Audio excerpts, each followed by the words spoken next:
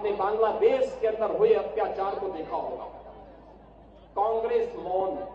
आप पिछले एक सप्ताह से देख रहे होंगे, पिछले एक सप्ताह से आप पश्चिमी बंगाल के अंदर का नजारा देख रहे होंगे।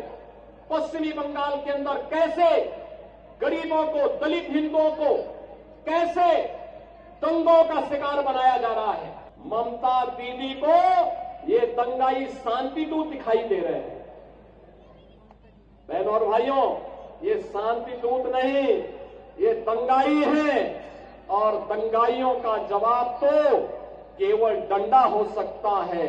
उनके लिए अपील काम नहीं करेगी। कुछ लोग कह रहे हैं कि उनके लिए संविधान से बढ़कर के शरीयत है, तो मैं भी उनसे कहना चाहता हूं कि भारत तो बाबा साहब के द्वारा बनाए गए संविधान से चलेगा। याद करिए बांग्लादेश के अंदर वो हिंदू कौन है।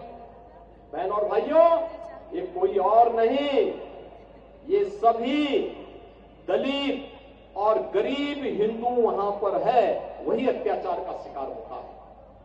जब प्रधानमंत्री मोदी जी ने और गृह मंत्री अमित शाह जी ने उन दलित हिंदुओं को जो भारत आ चुके थे, पाकिस्तान से, बांग्लादेश से, अफगानिस्तान से, चाहे वह दलित हिंदू रहा हो, बौद्ध रहा हो, सिख रहा हो, उसको जब भारत की नागरिकता देने के लिए सिटीजनशिप अमेंडमेंट एक्ट लाए थे, यही कांग्रेस, यही समाजवादी पार्टी यहां पर देश के अंदर कितना हिंसक आंदोलन की थी। मैं कहता हूं, क्या दलितों को इसका अधिकार नहीं मिलना चाहिए? क्या गरीबों को इसका अधिकार नहीं मिलना चाहिए? लेकिन इन्होंने बाधा डालने का काम किया।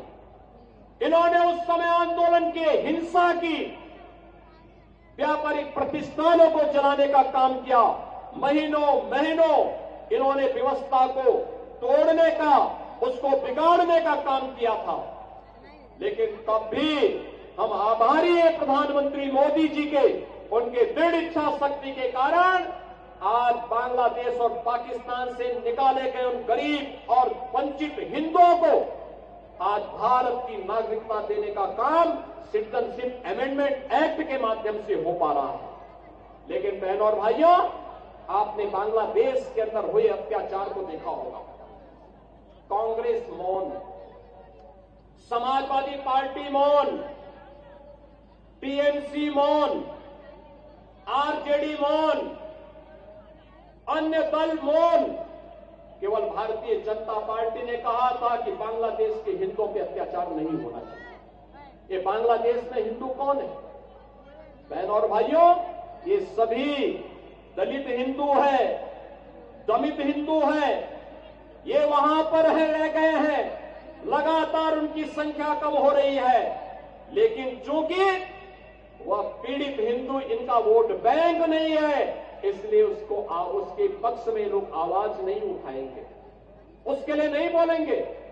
आप पिछले एक सप्ताह से देख रहे होंगे, पिछले एक सप्ताह से आप पश्चिमी बंगाल के अंदर का नजारा देख रहे होंगे। पश्चिमी बंगाल के अंदर कैसे गरीबों को, दलित हिंदुओं को कैसे दंगों का शिकार बनाया जा रहा है। समाजवादी पार्टी मौन है, कांग्रेस मौन है और ममता दीदी को ये दंगाई शांति दूत दिखाई दे रहे हैं।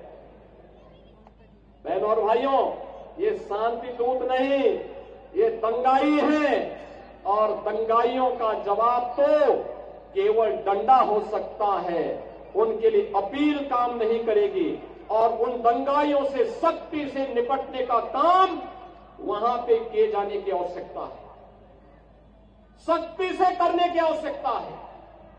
बहनों और भाइयों, मैं आज आपसे यही कहने के लिए आया हूं आगरा में कि बाबा साहब का मिशन हर दलित, हर वंचित, हर गरीब को न्याय देने का रहा है। अन्याय चाहे वह बांग्लादेश के अंदर हो या पाकिस्तान के अंदर या फिर किसी अन्य किसी भी स्थान पर, उसके खिलाफ आवाज उठनी चाहिए, अन्याय के खिलाफ आवाज उठनी चाहिए। ये बाबा साहब की प्रेरणा रही है।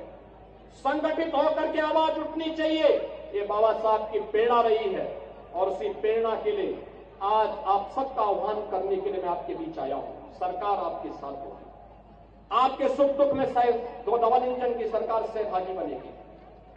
सरकार आपके हितों के लिए संगठित करने के लिए पूरी प्रतिबद्धता के साथ कार्य कर रही है, आगे भी कार्य करेगी। बाबा साहब के सपनों को साकार करने का कार्य प्रधानमंत्री मोदी जी के नेतृत्व में ये डबल इंजन की सरकार पूरी मजबूती के साथ खड़ी होकर के करेगी।